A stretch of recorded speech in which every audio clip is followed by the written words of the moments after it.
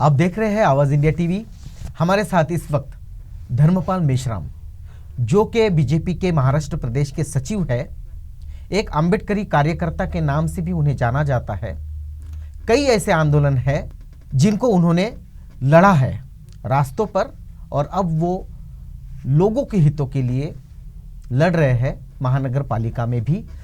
वैसे तो सत्ता में है, मगर फिर भी एक कार्यकर्ता के रूप में आज भी वो काम करते हैं। सर, आप वक्त निकाला, आप यहाँ आए, आपका बहुत बहुत स्वागत।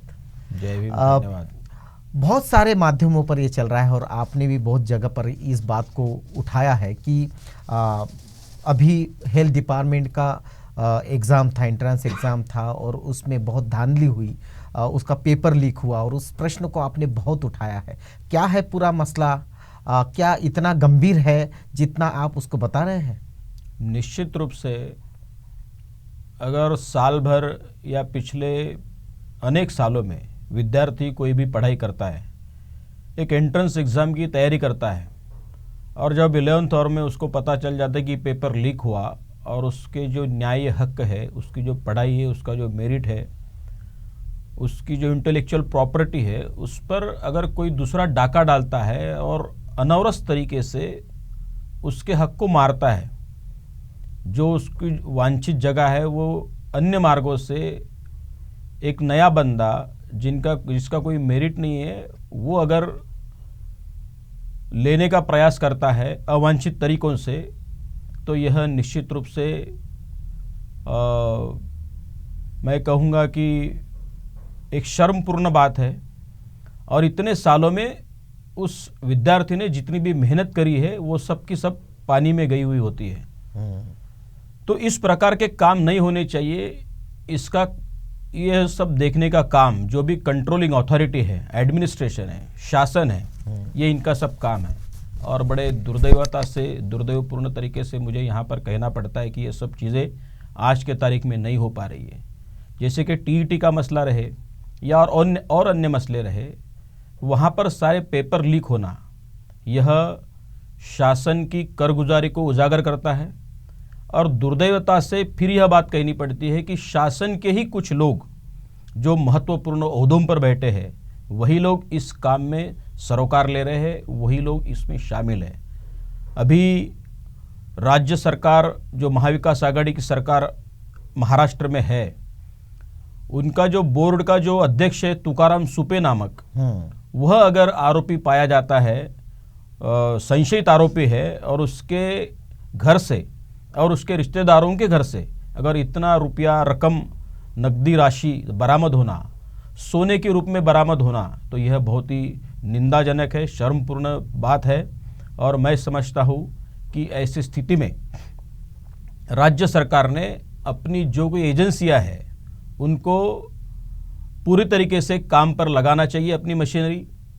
हमारे विपक्ष के नेता आदरणीय देवेंद्र जी फडणवीस जी ने भी कहा है कि ऐसे मसलों पर सरकार ने काम करने की और पूरे चुस्त तरीके से ध्यान देने की ज़रूरत है।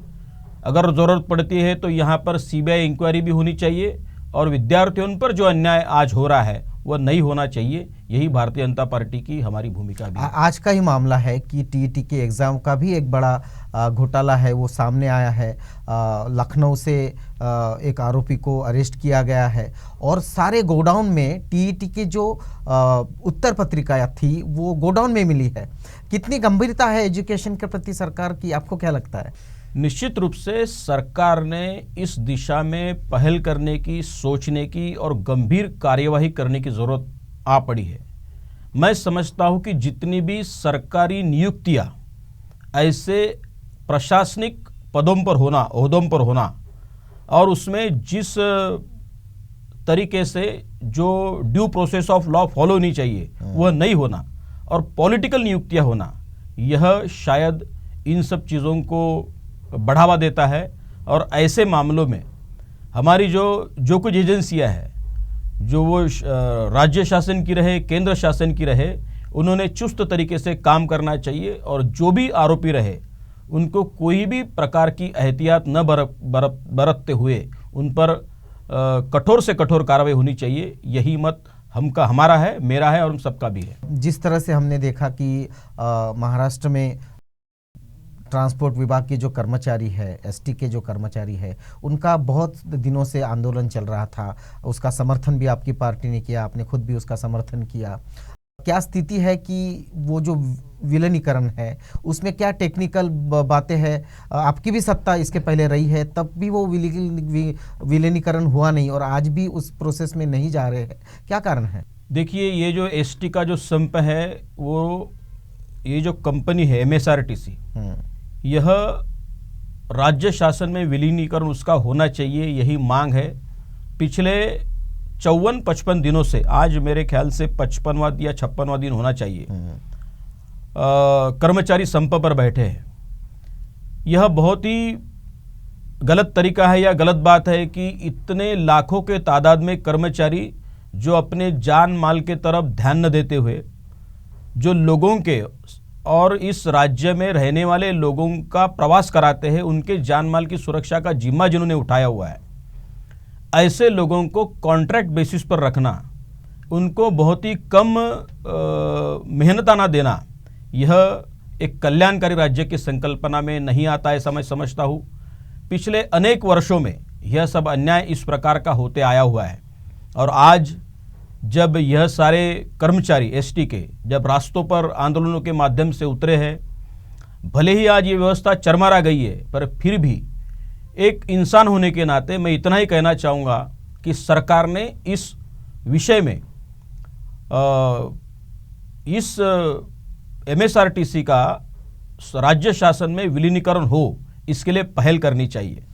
लेकिन दुर्दैवपूर्ण बात है कि अभी भी न्यायालय में मसला प्रलंबित है और सरकार है कि उनके कानों पर जू तक नहीं रेंग रही है। इस पोर्टफोलियो के जो मिनिस्टर है अनिल परब जी, वे स्वयं उनके ऊपर भ्रष्टाचार के बड़े बड़े आरोप लगे हैं और वे आज शिवसेना के मंत्री भी बड़े दुर्दैवतापूर्ण तरीके से मुझे कहना पड़ रहा है कि कांग्रेस का जो एजेंडा था कि पहले खुद की संपत्ति बढ़ाओ, उसी एजेंडा पर काम करते हुए यह शिवसेना के मंत्री भी आज दिख रहे, जो बहुत ही शर्मनाक बात इस राज्य के लिए है। मैं समझता और चाहता हूं कि विलीनीकरण तत्काल रूप से होना चाहिए। शासन ने उसको तत्वता मान्यता दे करके उसको कुछ मर्यादा तक या कुछ 6 महीने में इतने लोग, आगे 6 महीने में इतने लोग, इस प्रकार का कोई धोरण निश्चित करके इसका विलीनीकरण की प्रक्रिया तुरंत रूप से शुरू करनी चाहिए। हमने भारतीय जनता पार्टी के माध्यम से इस आंदोलन को पुरजोर समर्थन दिया। चूंकि इतना ही नहीं कि हमारे कुछ नेता और हमारी पार्टी भी इस आंदोलन में स्वयं रूप से उतरी और हमने इस मांग का समर्थन करते हुए हम निश्चित रूप से भारतीय जनता पार्टी के रूप में इन सब कर्मचारियों के हित में, इन कर्मचारियों के साथ में, इनके परिवार के कल्याण के लिए, उनके कल्याण के लिए और उनकी मांग के समर्थन के लिए उनके साथ निश्चित रूप से खड़े हैं। आपकी पार्टी, आपके पार्टी के जो नेता है वो सीएम जो है महाराष्ट्र के, उन पर आरोप लगाते हैं कि आज तक का सबसे कमज़ोर सीएम महाराष्ट्र का मिला है। उनके बाकी मंत्रियों पर आरोप लगते हैं कि, और महाआघाड़ी के बारे में कहा जाता है कि ये 3 पक्षों वाली महाआघाड़ी सरकार है जो महाराष्ट्र के हित में नहीं है। अमित शाह ने कहा कि अगर हिम्मत है तो मुख्यमंत्री राजीनामा दे। उस पर अजित पवार कहते हैं कि अगर बीजेपी में हिम्मत है तो वो अविश्वास प्रस्ताव लाए। ये खेल क्या चल रहा है महाराष्ट्र में सत्ता और विपक्ष का? देखिए, 3 पार्टी की सरकार आई है। अगर हम इतिहास में चलते हैं तो नरेंद्र मोदी जी के नाम पर और गुड गवर्नेंस के नाम पर पिछले 5 सालों में देवेंद्र जी फडणवीस के मुख्यमंत्री काल में जो सरकार ने काम किया, उसके गवर्नेंस के काम पर भारतीय जनता पार्टी और शिवसेना ने अलायंस करा के वोट मांगा था और लोगों ने भारतीय जनता पार्टी के नेतृत्व वाली सरकार को फिर से 5 साल के बाद में भी काम करने का मौका दिया अपने मतों के जरिए। बड़े दुर्दैवपूर्ण तरीके से मुझे कहना पड़ रहा है कि शिवसेना ने भारतीय जनता पार्टी का साथ छोड़कर, जिनके जो बाला साहब ठाकरे की शिवसेना हम कहते हैं, उनके परिवार का आज तक कोई मंत्री नहीं बन पाया और इसी आधार पर शिवसेना नाम की संगठन जो खड़ी हुई कि कोई भी ठाकरे परिवार का आदमी सत्ता में परोक्ष अपरोक्ष रूप से सम्मिलित नहीं होगा और इसका ही खामियाजा है कि आज महाराष्ट्र भर में शिवसेना दिखाई देती है। लेकिन हुआ क्या कि शिवसेना ने अपने मुख्यमंत्री पद के लिए महाराष्ट्र की 12 करोड़ जनता का विश्वासघात कर भारतीय जनता पार्टी के साथ उनका जो नेचुरल अलायंस था वो तोड़ा और उन्होंने महाविकास आघाड़ी को फॉर्म कर अपने सत्ता की स्थापना की। उन्होंने अपनी सत्ता की स्थापना की। इतना ही नहीं, उन्होंने कहा था उद्धव ठाकरे साहब ने कि आज के बाद में कोई भी शिव सैनिक पालकी का वहन नहीं करेगा। तो क्या उनके कहने का मतलब ये था कि शिव सैनिक सिर्फ ठाकरे परिवार की पालकी वाहेगा? यही आज दिख रहा है कि उनका वो तो स्वयं मुख्यमंत्री है, उसके बावजूद उनका बेटा भी स्वयं आज महाराष्ट्र के मंत्रिमंडल में कैबिनेट मंत्री के रूप में शामिल हुआ है।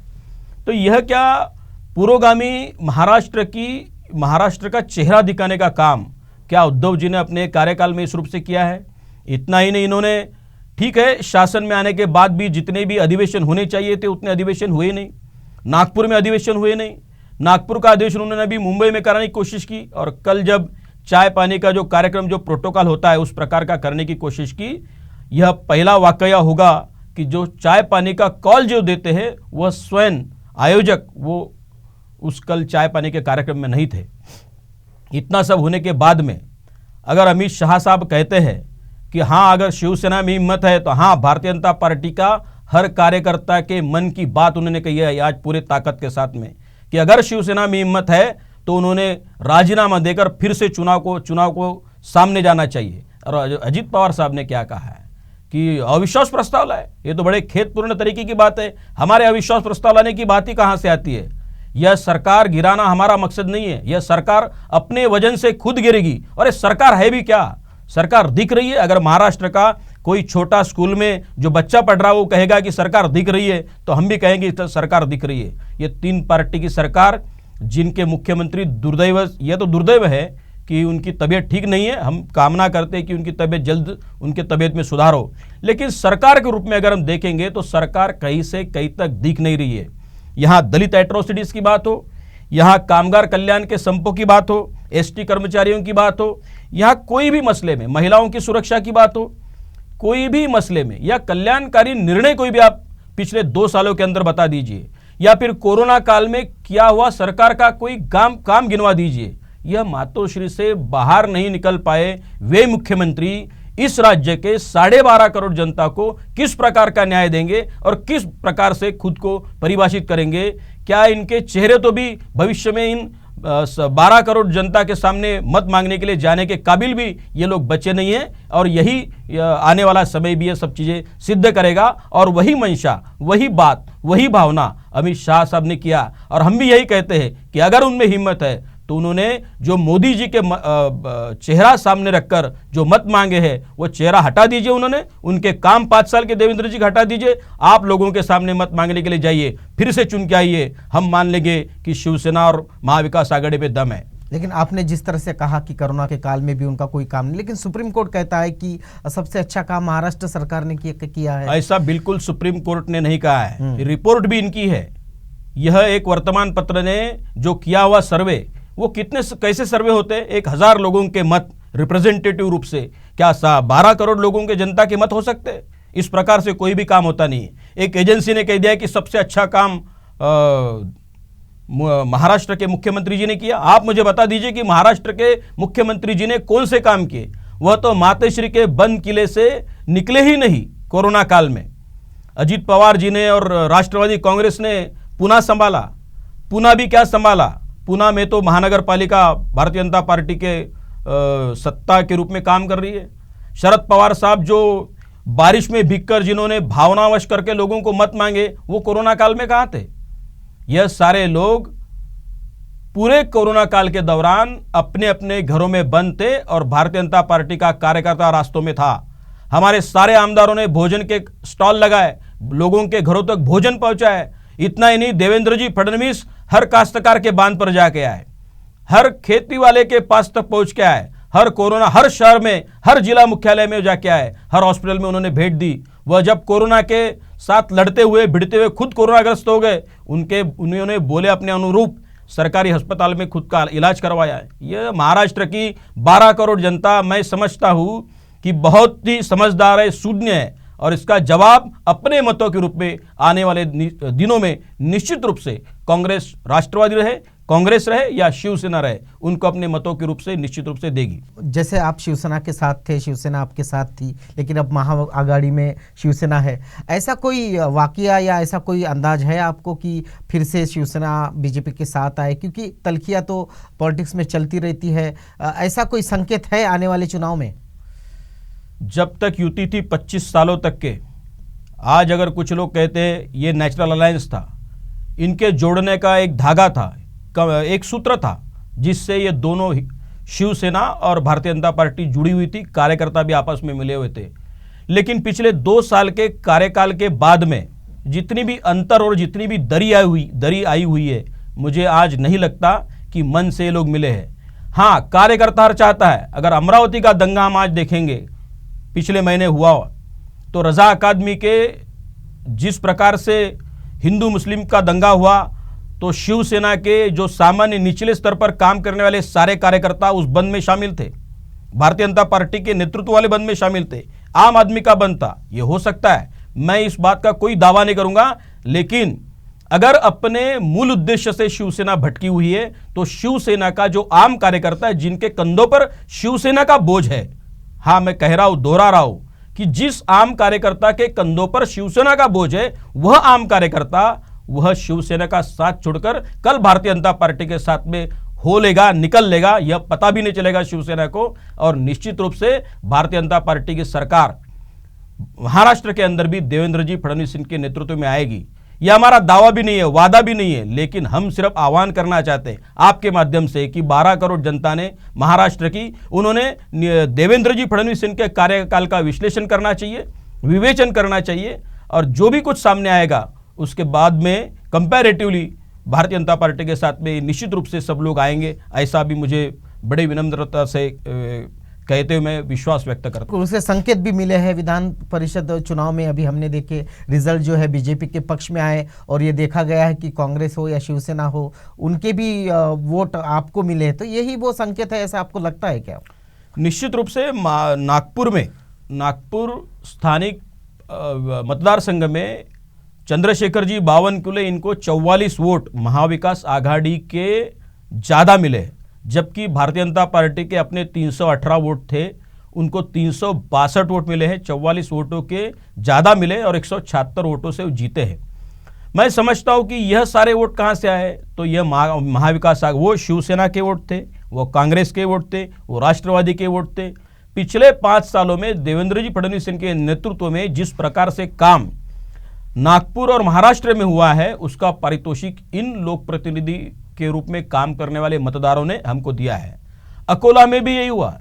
अकोला में हर बार शिवसेना का उम्मीदवार जीतता था और भारतीय जनता पार्टी अपनी उम्मीदवारी शिवसेना की झोली में डालती थी। आज क्या हुआ, शिवसेना का उम्मीदवार कितने मतों से पिछड़ा, तो यह जो है, और बड़े आश्चर्य की बात है कि यह जो मतदार है, ये कोई आम मतदाता नहीं है, यह कोई प्रवास के साथ बहने वाला मतदाता नहीं है, यह लोक प्रतिनिधि मतदाता है। वो अनेकों लोगों का रिप्रेजेंटेशन करता है।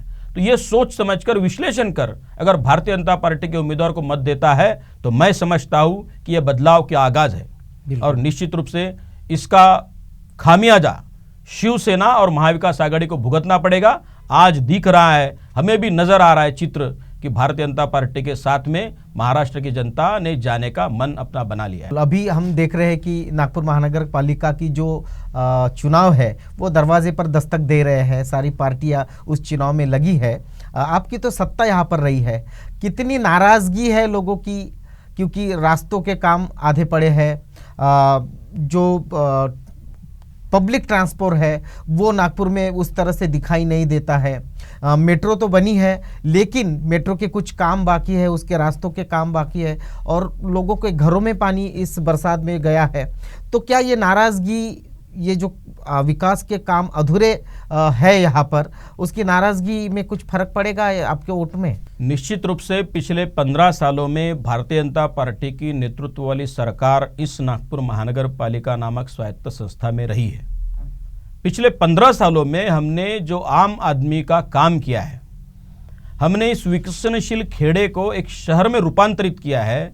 उसका कलश अगर चढ़ा है आज, तो पिछले 7 सालों में नरेंद्र मोदी जी वाली सरकार केंद्र में स्थापित होने के बाद और नितिन जी गडकरी इस शहर के खासदार होने के नाते और देश के मंत्री होने के नाते उन्होंने जिस प्रकार से काम किया है, आज मुझे लगता है कि कोई भी ऐसी केंद्रीय स्तर पर काम करने वाली इंस्टीट्यूट नहीं होगी जो नागपुर में नहीं है। फिर चाहे वो एम्स रहे, फिर वो चाहे IIIT रहे, IIM रहे, NLU रहे, स्नाइपर रहे, सिम्बॉयसिस रहे, स्पोर्ट अथॉरिटी ऑफ इंडिया का सेंटर रहे, ऐसे कई एजुकेशन की केंद्र आज नागपुर बना हुआ है। नागपुर में मेट्रो है, आज दुनिया के भी नक्शे पर मेट्रो के रूप में शहर जा चुका है। तो मैंने पहले ही जैसे कहा कि विकसनशील खेड़े से जो प्रवास नागपुर शहर का शुरू हुआ है, वह प्रवास आज एक विकसित शहर के रूप में और मेट्रो शहर के रूप में आज हमें दिखाई दे रहा है। और मेट्रो होने के बावजूद इस शहर का विकास रुका नहीं है। तो गडकरी साहब के नेतृत्व में फिर से जो निर्णय हुआ है कि ब्रॉडगेज जो मेट्रो है, आज पूरा विदर्भ तकरीबन अमरावती से लेकर, गोंदिया से लेकर, गढ़चिरौली से लेकर तो इधर MP के दूर दराज कोने तक के यह सारे जो शहर है, विदर्भ है, वो पूरे तरीके से नागपुर को केंद्रित कर इस ब्रॉडगेज रेलवे के माध्यम से जुड़ेगा। और मैं समझता हूँ एजुकेशनल हब होने के बाद में और जो मिहान के रूप में जितनी भी कंपनियां, वो चाहे केंद्र की रहे या अनेक खासगी कंपनियां रहे, आज उन्होंने एक टेक ऑफ करना शुरू किया है। फिर वो एरोनॉटिकल कंपनी रहे या और भी जारी जितनी भी तकरीबन कंपनियां हैं, आज नागपुर में स्थापित है। और मैं समझता हूँ कि इससे एक रोजगार की निर्मित होगी। एजुकेशन हब होने की वजह से रोजगार को लगने वाला जो कुशल मनुष्य बल है, वह इन एजुकेशनल इंस्टीट्यूट से निकलेगा। और आज सही मायने में नागपुर का विद्यार्थी नागपुर में पढ़कर नागपुर में रोजगार प्राप्ति करेगा। जो कल तक पूना, मुंबई और इंटरनेशनली जाता था, वह आज नागपुर में खुद को ढूंढ रहा है, अपनी जगह ढूंढ रहा है, अपनी स्पेस बना रहा है। तो यह नितिन जी गडकरी और देवेंद्र जी फडणवीस के कार्यकाल का ही एक फल हम बोल सकते हैं। आज इस प्रकार से नागपुर का विकास जिस गति से हो रहा है, यह मैं मानता हूँ कि मेट्रो के अनेक काम अभी विकसनशील है, विकसित रूप में पूरे रूप से वो विकसित होने के हैं। मैं ये भी मानता हूँ कि अनेक सीमेंट रोड के काम जो है पूरे तरीके से नहीं हो पाए। मैं यह भी मानता हूँ कि अनेक जो काम है वो पाइपलाइन में है या कुछ रूप तक के आगे बढ़े हैं, कुछ रूप में कम है। लेकिन विकसनशीलता एक स्टेज है और पिछले 7 सालों में, पिछले 75 साल के इतिहास का अगर हम कंपैरिजन निकालेंगे, तुलना करेंगे, तो आपको भी इस बात को मानना पड़ेगा कि हाँ, पिछले 7 साल में इस शहर ने जो विकास की दृष्टि से टेक ऑफ किया है, यह विकसित शहर के रूप में ही अब जाकर के रुकेगा। यह दुनिया के नक्शे पर आया हुआ शहर है। मैं समझता हूँ कि हमारा पूरा प्रयास है, भारतीय जनता पार्टी के हर कार्यकर्ता ने, आमदारों ने, नेताओं ने, मुख्यमंत्री के रूप में देवेंद्र जी फडणवीस ने और नितिन जी गडकरी साहब ने इस शहर के लिए अपने खून को सींचा है। और निश्चित रूप से यह शहर बड़े रूप से आज दुनिया के नक्शे पर अपना झंडा गाड़ता हुआ निश्चित रूप से बहुत जल्दी आने वाले समय में दिखाई देगा। और इसलिए मैं समझता हूँ कि नागपुर शहर की 35 लाख जनता जो है वो देख रही है कि भारतीय जनता पार्टी के कार्यकाल में जो विकास का एजेंडा का काम किया गया है, वह निश्चित रूप से इस शहर को बड़ा करेगा।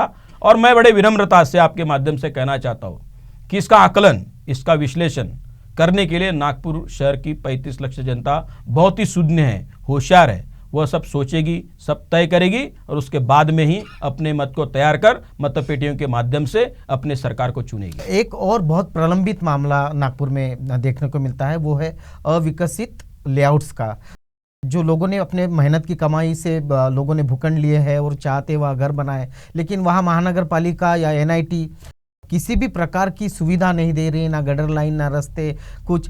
ठीक है कि बिल्डरों ने या फिर लेआउट जो डेवलपर्स है उन्होंने उन प्लॉटों को खेती पे प्लॉट करके बेचे हैं, लेकिन अभी शहर भी एक्सटेंड हो रहा है, लोगों की घरों की ज़रूरत है। तो महानगर पालिका क्या उनको अधिकृत करने या उनको नियमित करने की कोशिश कर रही है?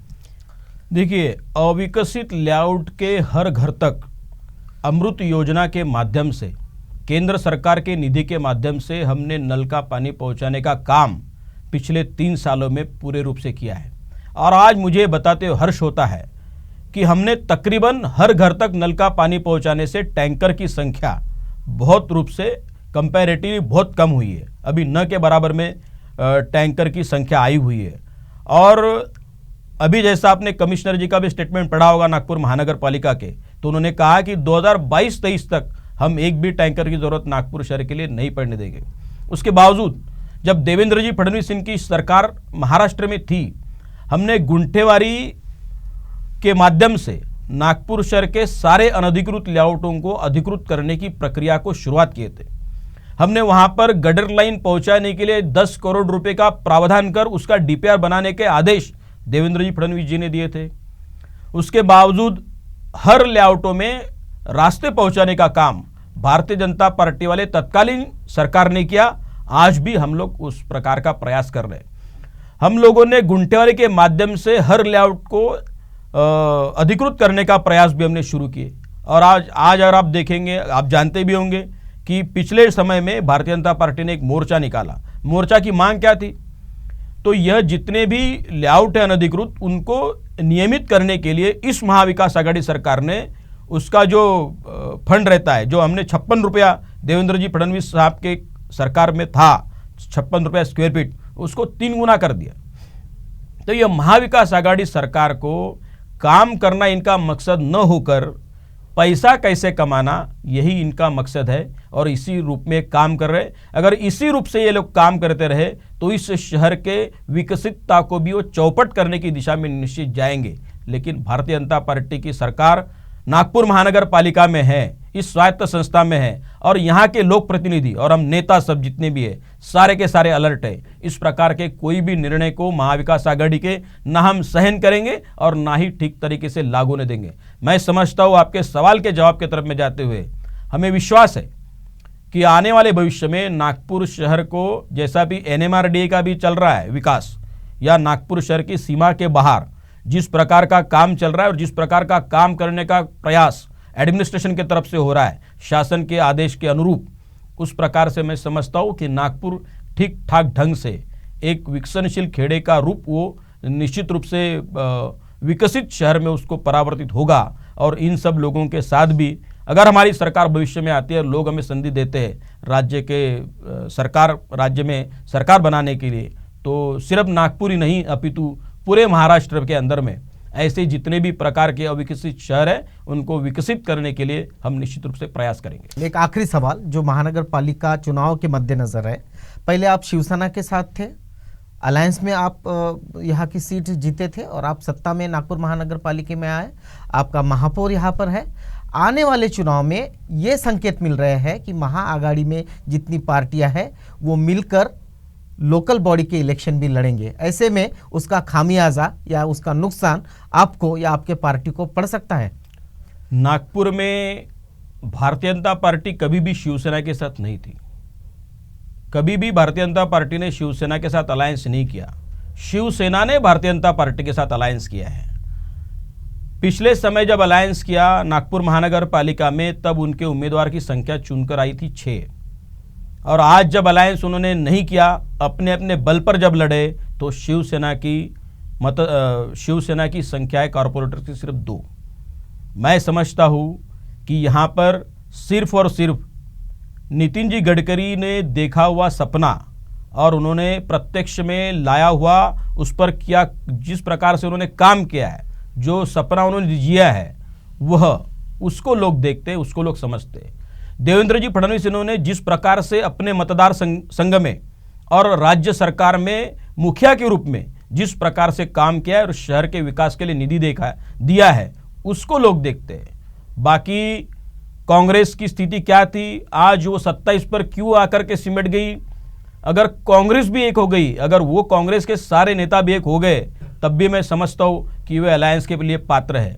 पर जब उनके सारों के मुंह अलग अलग दिशाओं में हैं, तो मैं नहीं समझता कि कोई भी रूप से महाविकास आघाड़ी के रूप में वे लोग चुनाव लड़ेंगे। लेकिन अगर चुनाव लड़ते भी है सारी पार्टियां इकट्ठी आकर, तब भी भारतीय जनता पार्टी के नेताओं ने देखा हुआ और जिया हुआ विकास का सपना उनके सपनों पर निश्चित रूप से भारी पड़ेगा।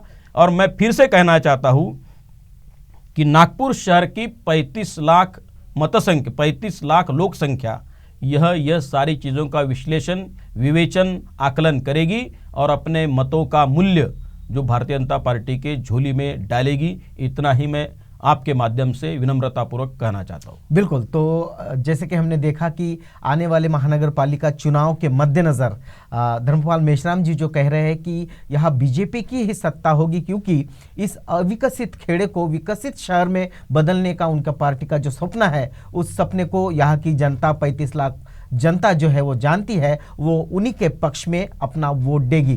धर्मपाल जी, आपने अपना बहुत व्यस्त होते हुए भी वक्त निकाला और इस मुलाकात में आप शामिल हुए, आपका बहुत बहुत धन्यवाद। बहुत बहुत धन्यवाद, बहुत बहुत धन्यवाद। आप देख रहे हैं आवाज़ इंडिया टीवी।